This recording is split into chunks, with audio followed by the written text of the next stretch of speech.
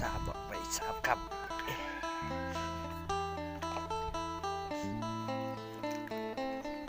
เดือนสามบอกไปสามคำต้องเฮ็ดตามที่ของประเพณีลาว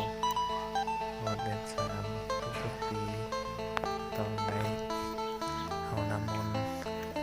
หดเสาหรือว่าหดรางเพราะว่าทุกๆปีแล้วเดือนสาม